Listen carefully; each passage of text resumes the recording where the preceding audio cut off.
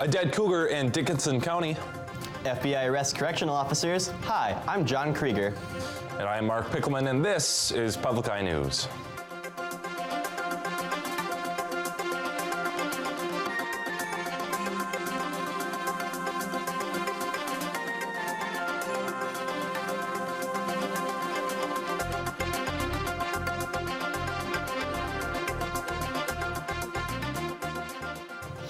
In Marquette Township, 2 people were involved in a 2-vehicle crash at the intersection of US 41 and Brickyard Road. Michigan State Police said a Chevy Tahoe was crossing US 41 on Brickyard Road when an eastbound Chevy Equinox ran a red light and struck the Tahoe. The 2 drivers were taken to the hospital where they were assessed with non-life-threatening injuries. More information of the crash will be available at a later date. On February 1st, a woman walking with her dog in Dickinson County discovered a dead cougar. Conservation officers state that the dead cougar was dumped near an intersection, meaning it was poached. Lieutenant Pete Wright said x-rays did not show any lead in the cougar's body, indicating that it had not been shot. Investigations are still going underway as to the cause of death, and the DNR's Report All Poaching Hotline is offering money to tipsters. Anyone with information concerning this case can contact Lieutenant Pete Wright at 906-226-1328 or call the RAP hotline at 1-800-292-7800. Those who provide tips will remain anonymous. The Ontonagon County Sheriff's Department responded to a snowmobile crash about a quarter-mile south of Old Victoria Road in Rockland Township. The driver, 36-year-old Brady Cunin of Wacoma, Iowa, lost control of his snowmobile, falling off the machine and hitting a tree. The accident was fatal to the driver, and the Sheriff's Department believes that alcohol may have been a factor in the crash.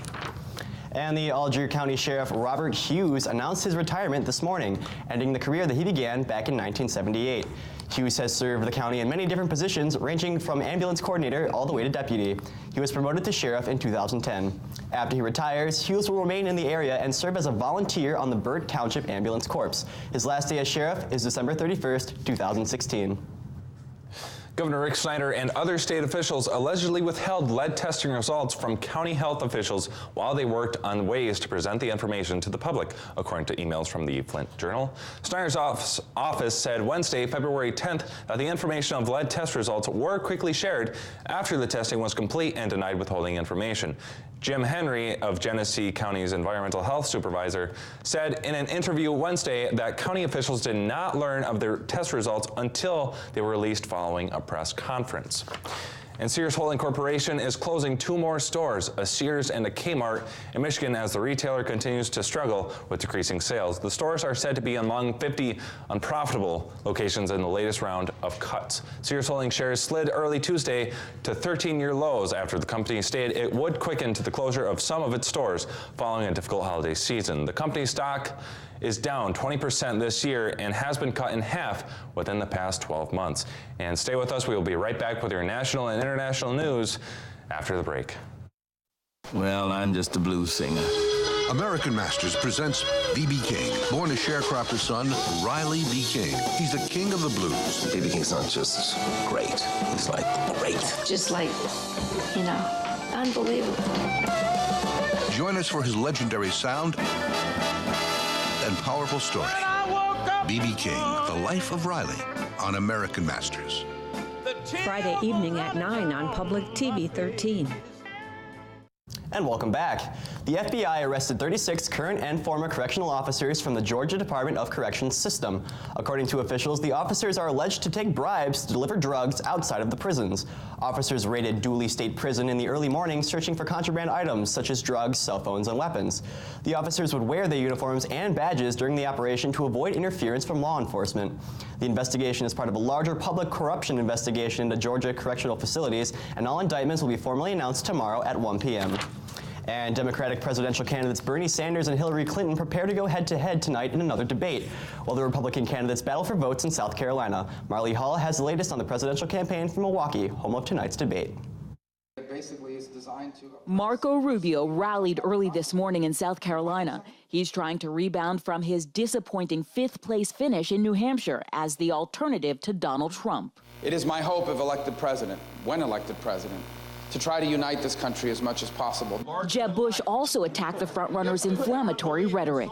It's downright divisive and ugly and mean-spirited. Polls show Trump with a commanding lead in South Carolina. I've spent less money than anybody else, and I'm number one. But in a state where 2/3 of GOP voters describe themselves as born again or evangelical, Ted Cruz thinks he can win. The only candidate who can beat Donald Trump is me. John Kasich, who came in second in New Hampshire, is expected to have a tougher time among South Carolina conservatives. Democrats love to spin. Republicans do too. They just but they feel guilty when they do it. There are also questions about how Bernie Sanders will do among minority voters in the South. But the Democratic Socialist told Scott Pelley Wednesday he's confident. Change always takes place when millions of people stand up and fight back. Hillary Clinton received a boost Thursday morning with an endorsement from the Black Congressional Caucus. Hillary Clinton wants to turn the page. She wants a new storyline to emerge after this debate. Between the endorsement and the debate, she's looking to put her New Hampshire defeat behind her. Marley Hall, CBS News, Milwaukee. John Fayette, an 83-year-old man, faces a first-degree murder charge for allegedly killing a one-time beauty queen. Fayette had been a long-time main suspect in a 1960 death of a schoolteacher, Irene Garza. Fayette was arrested Tuesday in Scottsdale, Arizona.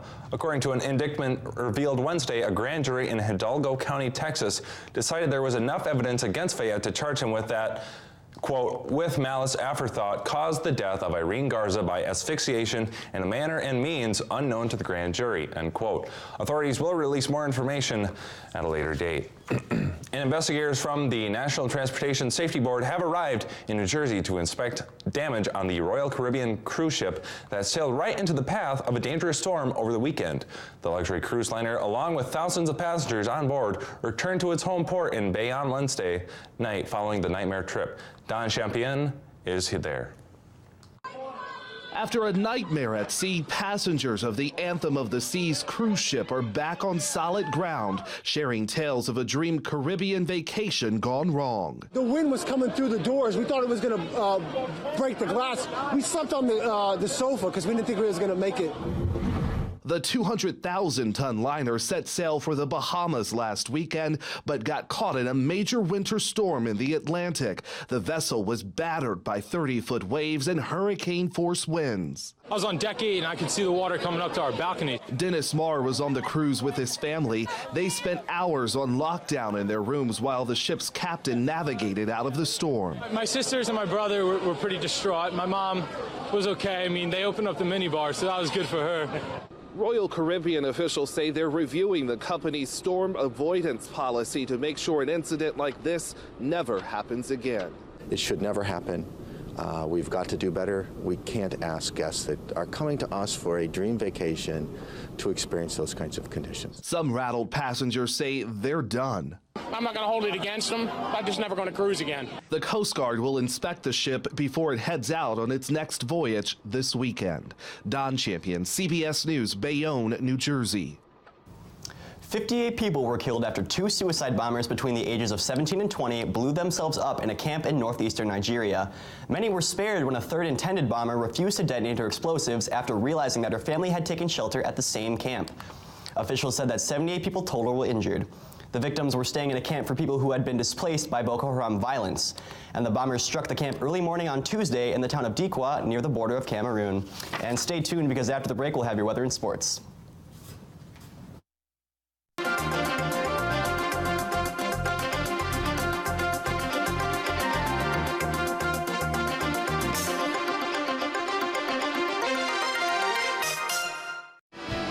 Coming up on Austin City Limits.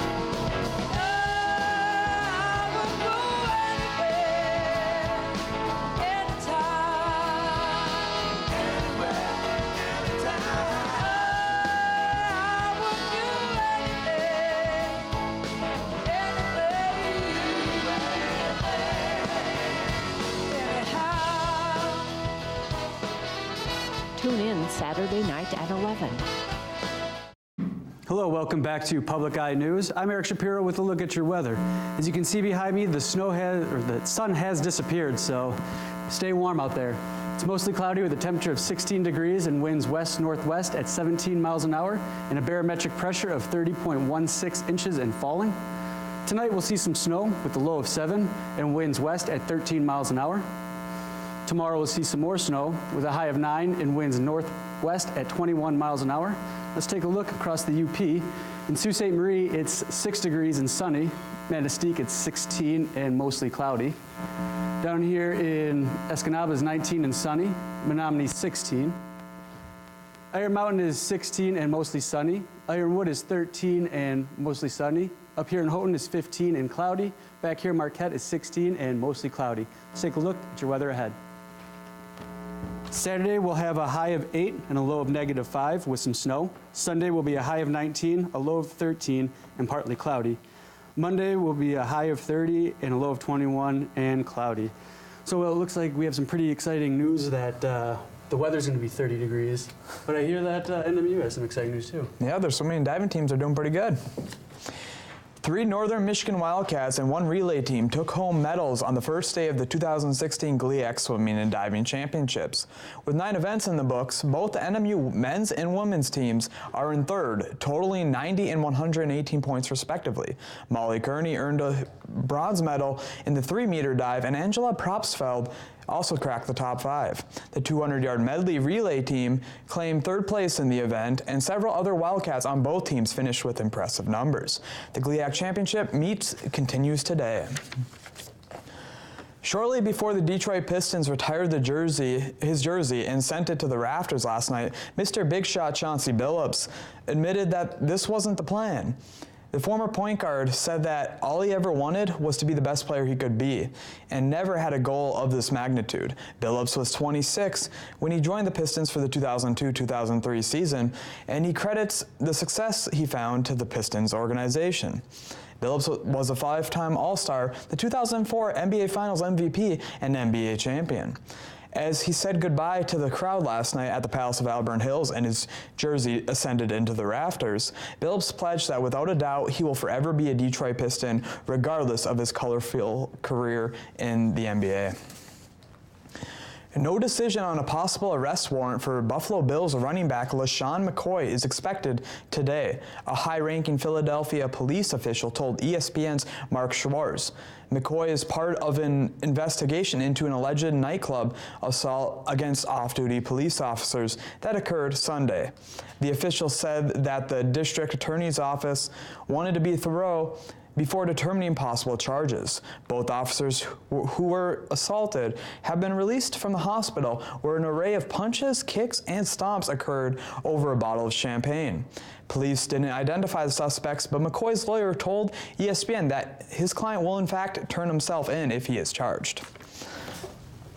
So LeSean McCoy, things aren't really going well for him, but I hear there's somebody that has things even worse. Yeah, and it's a sea lion in San Diego. Oh. Veterinarians found a starving sea lion in a booth at an oceanfront restaurant in San Diego. The underweight and dehydrated sea lion was found asleep in a dining booth of the restaurant. SeaWorld vets said that the 8-month-old female pup, nicknamed Marina, has gained 4 pounds and her blood work is improving. Experts are hoping for a speedy recovery. And the city of Boston is allowing smokers to vote with their butts, cigarette butts, in an attempt to rid the streets of unsightly cigarette butts. The city plans to build butt receptacles in high-traffic areas that would allow smokers to vote on a simple question. For example, one butt would ask, which superpowers would you want? And smokers could deposit their butts in an opening for flight or for invisibility. Each receptacle will cost about $3,000 each and will be installed later this month. And that's all the time we have left today. Tune in to tomorrow's show for Public Eye News.